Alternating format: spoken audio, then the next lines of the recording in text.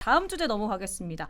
다음 주제는 제가 흥미로운 기사가 하나 있어서 오늘 좀 가지고 와봤는데요. 한국경제 기사인데 대선 50일 전에 1위, 8번 중 6번 대통령 됐다는 내용인데요. 이게 무슨 말이냐 하면은 1987년 민주화 이후에 펼쳐진 8번 대통령 선거에서 선거 50일 전 여론조사에서 1위를 한 후보가 8번 중에 6번 대통령이 됐다는 그 내용입니다. 그러니까 한마디로 확률적으로 따져봤는데 75%가 나왔거든요.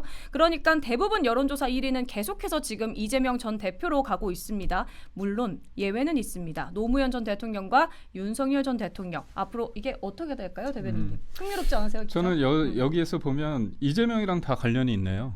이재명이 그 50여일 전에 37% 1위였는데 낙선하지 않았습니까? 네네. 그리고 지금 이재명을 어떻게 설명을 하면서 계속 요즘 소환되는 게 이회창 전 총재거든요. 굉장히 그 당시에 제가 어릴 때 그때 이제 제가 대학생이 되기 전이거든요. 90년대하고 그다음에 2002년도 제가 취업 준비를 할 때 노무현이 됐습니다. 네. 그때 이회창의 존재감은 지금의 이재명 이상이죠. 맞아요. 그때는 총재입니다. 총재. 당대표가 아니라. 그렇기 때문에 압도적이죠. 그리고 무엇보다도 DJ도 김대중도 이길 거라고 생각을 했고 그다음에 노무현도 당연히 이길 거라고 생각을 했는데 왜 졌느냐.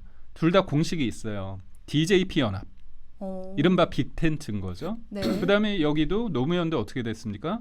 정몽준 전 의원이랑 단일을 한 거죠. 나중에 뻐그러 들었지만 그게 또 역풍이 불어서 더 집결을 네. 한 거죠. 그러니까 결국은 이재명의 실패의 길이 보인다는 거죠. 우리가 오히려? 볼 거. 네. 그리고 제가 앞서 말씀드린 것처럼 우리가 헌재 결정에 매몰되면 안 됩니다.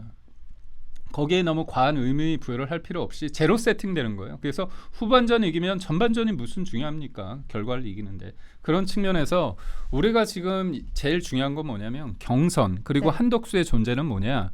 우리가 실제로 투표를 할 수 있는 그 결집력과 중간에서 헤매고 있는 사람, 민주당 중에서 이재명의 그런 어떤 위험성을 아는 사람들을 우리 편으로 만드는 작업이에요. 그건 여론조사도 아닙니다, 사실. 네네네. 실질적으로 조직을 통해서 하는 거잖아요. 그러니까 이걸 보면서 느끼는 건 뭐냐, 희망을 주시는 거예요. 그러니까 이재명이 저번에 당연히 졌고 이회창이라 불리는 또 다른 이회창 버전이라는 이재명이 이회창도 2번이나 이런 식으로 졌다는 거잖아요. 네. 그렇게 봤을 때 저는 사람들이 빅텐트에 대해서 굉장히 회의적인 사람들이 있더라고요. 근데 저는 너무나 좋은 환경입니다.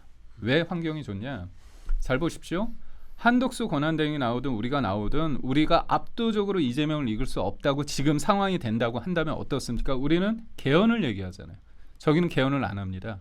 개헌이 어떤 의미냐? 임기 단축을 통해서 사람들이 요번이 아니라 다음에도 기회가 있다는 거예요. 2년이나 네네. 3년 후에. 그렇다면 여기에서 지지고 볶고 싸워가지고 상처내가지고 다 뻐그러지는 게 아니라 요번에 경선과 빅텐트의 어떤 단일화 과정에서 사람들이 수긍을 하잖아요. 그러면 1등은 대통령 되는 거고요. 2등은 총리하는 거고 3등은 장관 하는 겁니다. 네. 권력 분점을 자연스럽게 하면서 3년 뒤에 뭡니까? 4년 중임제를 하는 거잖아요. 그럼 지금 이른바 젊은 그룹들은 3년 내가 볼 때 여기에서 장관 같은 거 하면서 충분히 3년 뒤에 8년을 대통령을 할 수 있는 기회가 있는 거예요. 물론 검증을 네. 받는 거죠. 그렇기 때문에 이게 이른바 교통정리가 될 수 있는 여건이 된다. 그렇지만 저쪽은 뭐냐.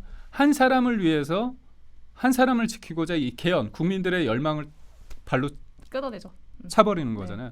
그런 측면에서 볼 때 빅텐트란 게 예전엔 굉장히 느슨했어요. 근데 지금은 이 개헌이라는 걸 통해서 사람들이 이 빅텐트의 기둥이 굉장히 튼튼해지고 천막의 박음질이 굉장히 뭐랄까요? 탄탄해졌다. 그런 생각을 했기 때문에 저는 빅텐트라는 개념에 있어서 굉장히 지금은 현실화될 가능성이 어느 때보다 높다고.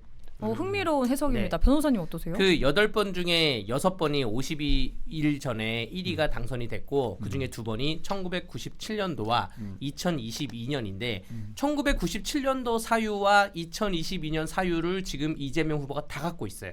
그렇기 때문에 이번에도 당선이 안 될 것이라 예측을 할 수가 있는 게 네. 1997년도의 사유는 그 DJP 그 그 연합으로 인해서 이해창 후보가 1위를 달리고 있다가 역전을 당한 겁니다.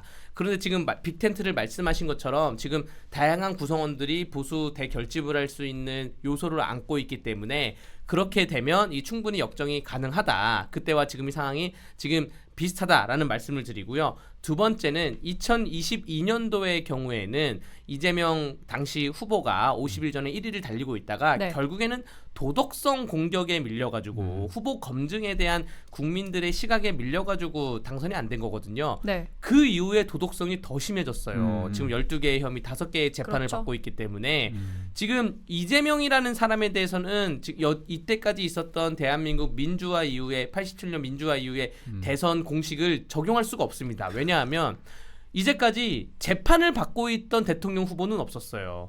그것도 5개의 재판을 받고 있기 때문에 여기에 대해서는 결국에는 지금 많은 분들이 여론조사에 대해서는 뭐 대선의 직전에 돼서야지 이제 누구 뽑을까 고민을 하시는 거지. 지금 전화를 받는 층은 적극적인 층이긴 하지만 결국 이제 중도층에 대해서는 결국 이재명의 도덕성에 대해서 고민을 안 할 수가 없다. 그런데 어쨌든 이러한 분석을 한 그 언론사는 굉장히 칭찬합니다.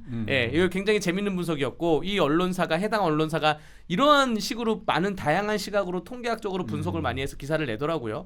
그래서 그런 점은 칭찬해드리고 앞으로 이런 기사 많이 내줬으면 좋겠습니다. 네. 그런데 선거 50일 전 그 1위를 한 후보가 그럼 8번 중 6번 대통령 됐다 이 말만 단편적으로 믿으면 안 되는 거네요. 네. 그렇죠. 네, 그리고 그 당시에는 또 후보자가 많지 않았어요. 뭐 옛날에도 뭐 구룡이니 뭐 이러면서 잠룡 막 이렇게 있었는데 아, 네네네. 실제로 떠오르는 후보는 많지 않았습니다. 그런데 지금은 많은 후보님들이 다 그 지지율이 비슷비슷해요. 11%, 10%, 뭐 9% 비슷비슷하기 때문에 특출나게 있는 양강 구도가 뭐 돼 있지는 않기 때문에 여기에 대해서는 예전 상황하고 많이 다르다고 말씀드릴 수 있습니다. 알겠습니다.